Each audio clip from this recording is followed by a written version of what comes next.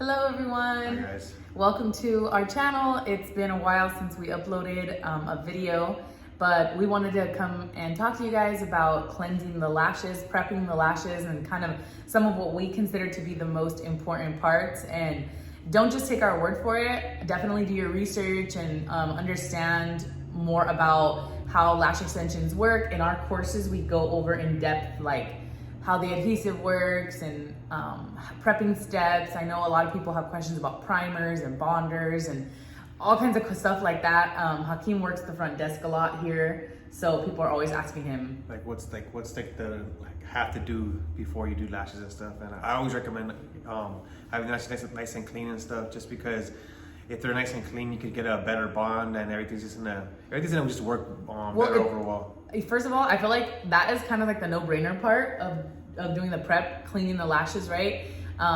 Everyone kind of like, I don't know, it seems like such a simple concept for me. When I first started doing lashes, like 4 years ago, it was always like a no-brainer. We didn't go over that in my class. I took a class a long time ago. And it didn't even go over prep steps or anything like that. So the fact that you're watching this video tells me that you care about preparing for your client and stuff like that.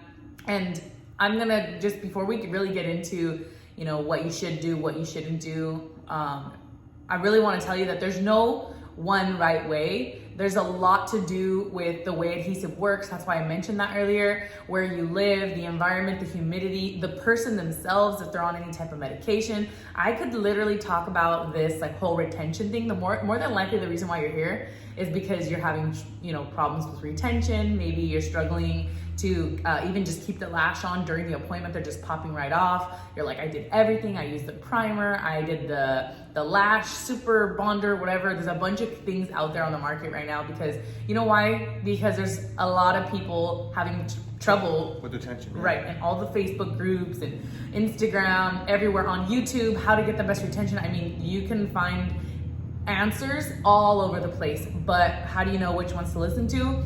That is gonna vary from person to person. It has partially to do with how fast you are and how skilled you are. I personally can make any glue work, any adhesive work. I mean, I can figure out, I know how it works, and I don't use primers, I don't use bonders, I don't use sealants. I rarely use any type of, before or after other than cleansers.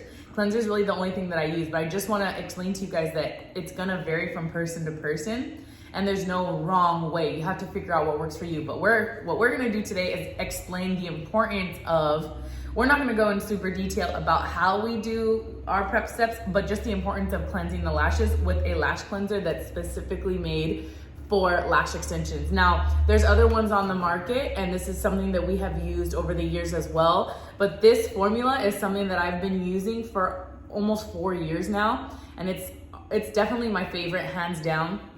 And I want to explain to you why it's my favorite. Some of the key ingredients in this cleanser are all botanical based. So it's plant-based.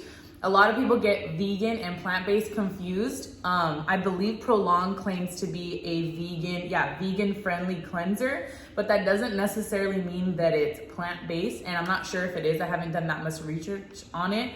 It's an Australian brand and it's really good. I'm not saying this is this is really good. We use it for a long time. I know a lot of people like this because you can make a bunch of, this is a concentrate that you can get from Australia, and you can make I wanna say 20 bottles with this small little bottle, so you can actually sell them to your clients. But vegan and plant-based are not the same thing. Vegan just means that there's no animal products used in it, but plant-based actually means that it comes from plants. So they're definitely different. The scent is different. The foaminess, I feel like the foaminess of our cleanser is a lot foamier. So now, if you know anything about cleansers, I'm an esthetician, so skincare is kind of my thing.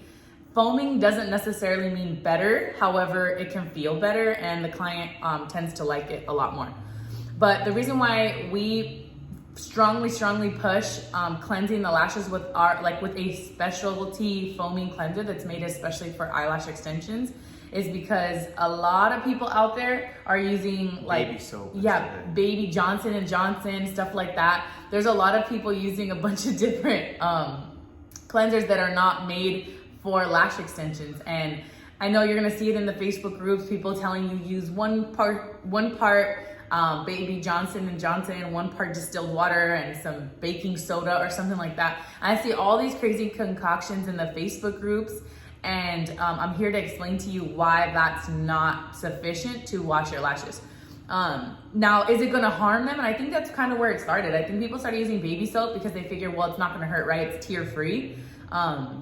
But the thing is that that's made for babies, and babies don't secrete, they don't sweat, they don't create all of the secretions that adults do. Like, you ever smelt a baby and do they smell like a sweaty 50-year-old man? No, they don't.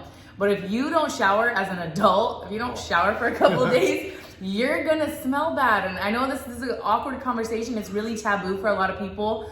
Hygiene in general is not something that people like to discuss, especially in women.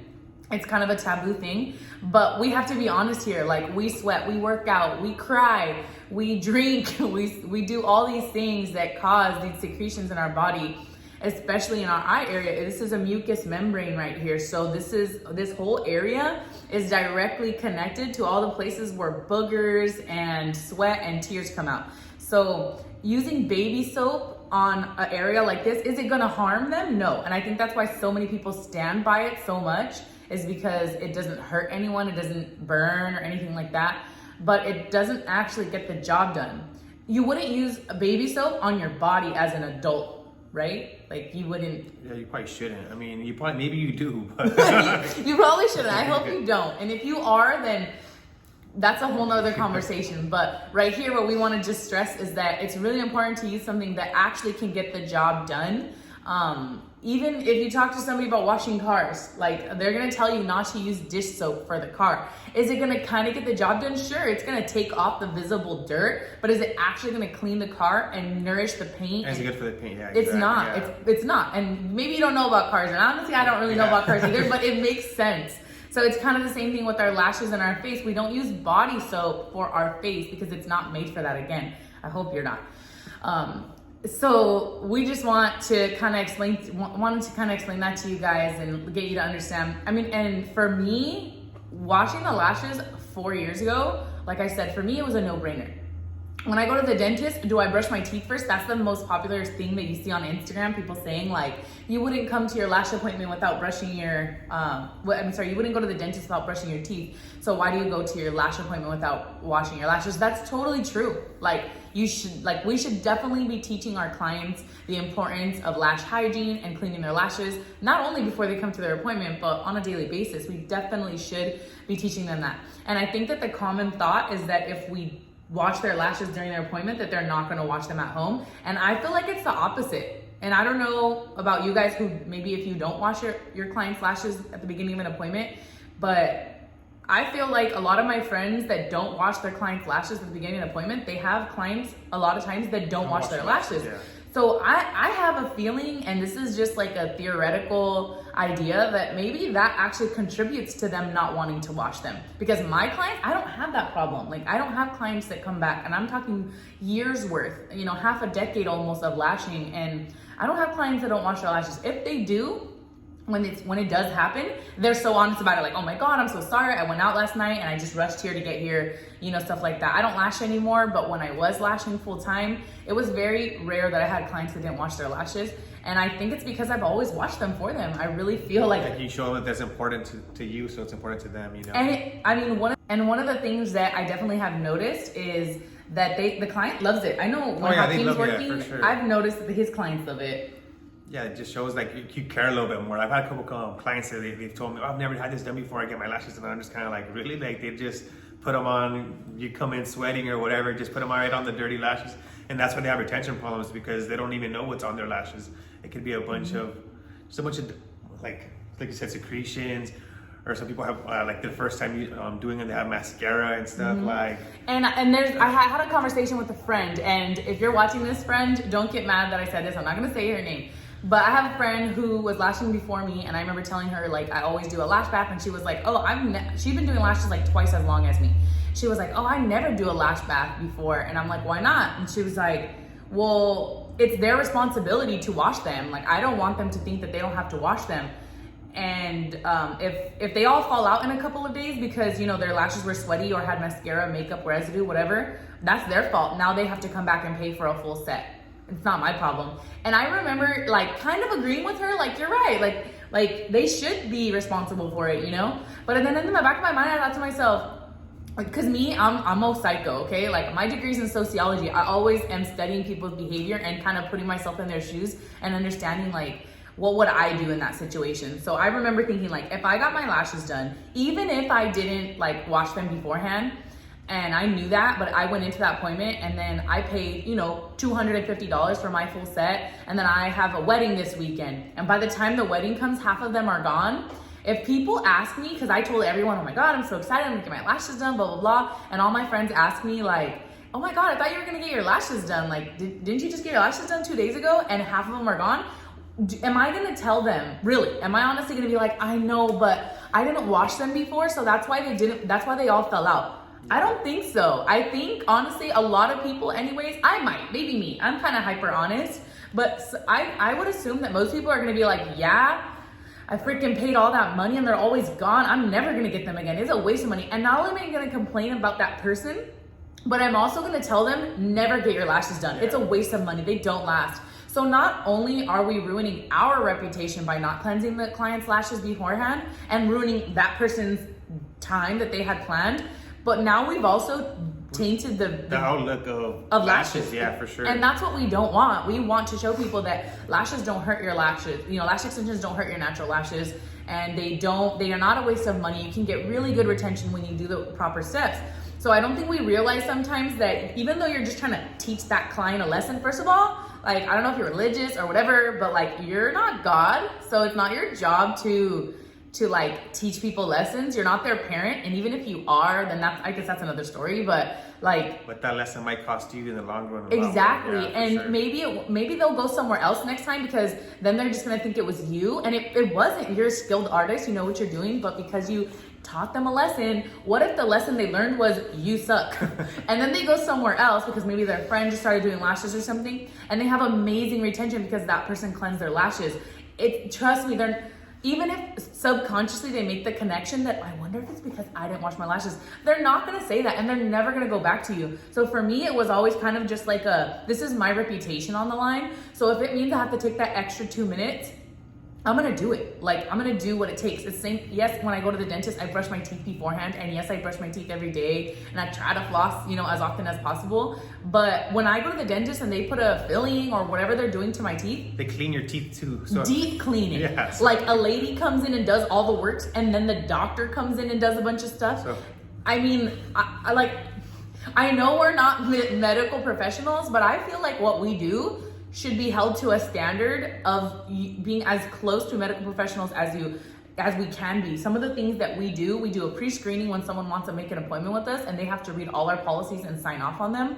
And then when they book the appointment, there's a bunch of policies that they have to again confirm, you know, reconfirm when they come in. They confirm again that consultation form and make sure everything's up to date. We find out if they're on medications. We find out if they have allergic reactions. We get medical. We get somebody, like an emergency person, in the event that something were to occur to them, just like a doctor's appointment. You know, like all of this cleaning solutions that we use, medical grade, EPA, hospital grade disinfection. We use gloves and face masks to be hyper sanitary. I feel like we want to have this business that's super professional, has a good reputation, but just doing good work is like having good Instagram pictures. I feel like that's what a lot of people are worried about. And don't get me wrong, there's nothing wrong with investing time and energy into your social media, but if that's all you have and you don't have all of these things in the back end, you know, you could really be hurting yourself. You could be really, you know, actually in long term messing yourself up. And I can honestly say with 100% confidence that me being known as that person putting on social media like videos of how to clean your lashes right, what happens if you don't, and what volume lashes look like when you don't wash your lashes regularly, all those videos that I put out 3 years ago really contributed to my growth and setting me apart as an authority in my industry. Someone that knows what they're talking about, yeah, for sure. I think like a lot of people just want good pictures and they think that that's what's going to get them clients. But I know for a fact, because I would ask, I'm one of those people. Again, I'm a sociology major, so I like statistics and analytics. I love researching and asking people, oh, what brought you here? And kind of like taking notes, like, okay, this is working, this isn't working. And I would ask clients like, oh, so, thank you for booking. And, how did you find me? Did someone refer you? And I would say for like, once I started posting that type of content on social media, like about cleansing lashes and how you get a free lash bath with every service and blah, blah, blah, all those things, really just emphasizing the fact that I do a full lash cleansing, which is almost like a facial on your eyes every single time you come in for an appointment, whether it's a consultation, which is free, or a removal, a fill, a full set, whatever it is, I always do a lash bath. When I started advertising that more and explaining why I do it, not just like because it feels good, I mean, that's part of it, but that's not the only thing. I got people that were coming and booking with me, leaving their lash artist that they had been with for years and coming to me, and they charged less and I charged more, but they were coming to me and they would tell me, you know what, I saw your video where you talked about X, Y, and Z, all these things about lash health and cleansing. And I've been going to my lash girl for 3 years and she's never cleaned my lashes. And I saw that a lot of your clients go 3 weeks in between fills. I have to go back every 1.5 weeks or so because my lashes never last very long looking full. And I would never bash that other lash tech because, I understand that not everyone is a nerd like me and researches things the way I do. One of the things that I learned really early on was the way adhesive works. And I found out, if you don't know this, the main ingredient in all lash adhesives on the market is cyanoacrylate. And that adhesive is attracted to moisture. It needs hydration in order to bond, to become a solid. That's how it cures. So the way I saw it was all these people are using primers that are mostly alcohol based and stripping that lash follicle of all the moisture. Now, primers have come a long way since when I'm referencing about 4 years ago. But at the time, people were having all these retention problems, and I was like, well, doing the lash bath is probably one of the main ingredients that's really contributing to the great retention that I'm having, because the water, I'm replacing the water. Yes, I'm cleaning it and making sure all the visible dirt and everything is gone with the cleanser. But when I rinse the lashes afterwards to get rid of all that soapy residue, I'm actually rehydrating the follicle, which is key to getting that magnet-like bond with the adhesive. So when I kind of realized that, I really was like, okay, let's play with this. Let me not do it one day to one person and see how that results. And I noticed a big difference. When you don't cleanse the lashes, the bonding is different. And now I'm not saying that you can't get good retention. If you're one of those people that's like, well, I don't clean the lashes and I still get good retention. Good for you. Like, I'm not saying that, again, like I said in the beginning, I did that disclaimer.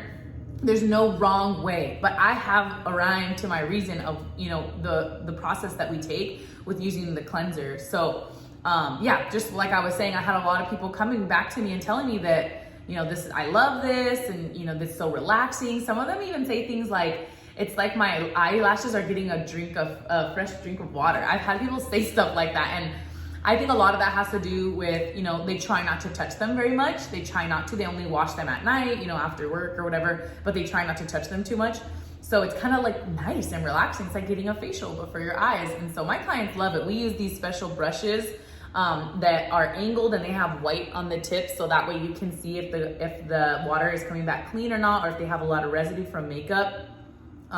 And the way that it's angled is like perfect for getting into those little crevices. That's why we really like these brushes. They're soft so that they don't hurt the client, but they're dense so that it actually pushes and sweeps out any residue, dirt, or buildup that gets stuck in the lashes.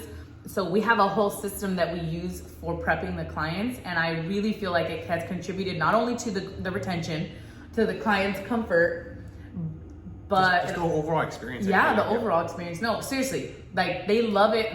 They always say something about it. Every time we get a first time client, they always say something about it. So we have seen it, and I know for a fact that it was a main contributor to what helped me be established as an authority.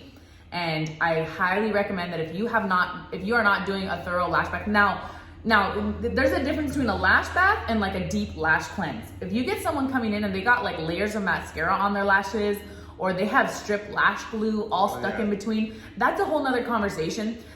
For us here, when we had our salon, we considered that a deep cleansing, and we charge extra for that. Yeah. Now, if you're thinking, well, it takes me 2 minutes to do, 2 to 3 minutes to do, plus another few more minutes to dry off, blah, blah, blah. So it takes you an extra 5 minutes to do the lash bath. Charge whatever 5 minutes costs you for your overhead, charge that much. If it's an extra $10, incorporate it in your price so it doesn't seem like they're charging more. Like that's the main thing. A lot of people have it as an add-on service, but typically people are not gonna do that. They're gonna say, I'm fine without it. But are they? And you're the professional, that's for you to decide. But as far as like a deep cleanse, if they have really dirty lashes, like you go in there the first swipe and it's all black and brown, well then that's when you can have a conversation with them. Typically I can tell right away if they have a bunch of mascara on, right when they sit down in our chair, I'm like, hey, FYI, you have a bunch of makeup on, it's gonna take a deep cleanse for me to get that off. I tell them off the get, that is an extra, because that's gonna take probably about 15 minutes of my time to really clean their lashes thoroughly and use a bunch of tools and stuff to break down the grease and stuff and really make sure that this comes back clean at the end. So at that point, I would definitely charge more. So you guys can use your discretion as far as that, but I hope that you got some value and you understand the importance of using a cleanser that is specifically for lash extensions to prep your clients, because we know that it's made all the difference in our Huge services. difference, yeah, for sure. Yeah. So if you guys are interested in trying out our cleanser, we do have this 5-ounce bottle on sale on our website. We also sell these fluffy brushes. The more that you buy, the cheaper they are. You can buy them in bulk and we sell them to you for cheaper. So go ahead and click the link in the description box and it'll take you to our website to check out some of the cleansing and prepping. We do have primers, but like I said, it really depends if what works for your environment.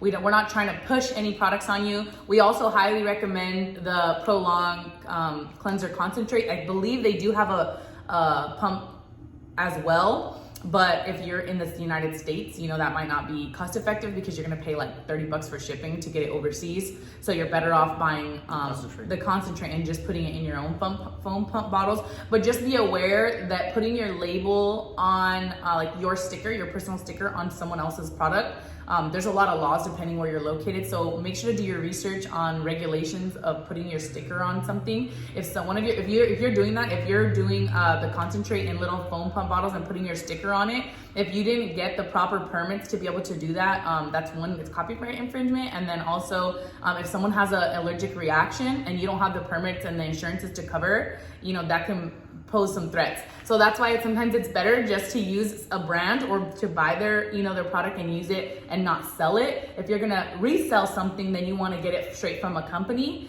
That way the liability falls on them and not on you if someone has a problem. Just wanted to throw that out there because a lot of people don't know that. So yeah, I hope that you guys got a lot of value. I think that was a lot of good stuff. So if you guys have any questions, feel free to message us. I'll leave our email as well in the description box. And until next time. All right, bye guys. Bye.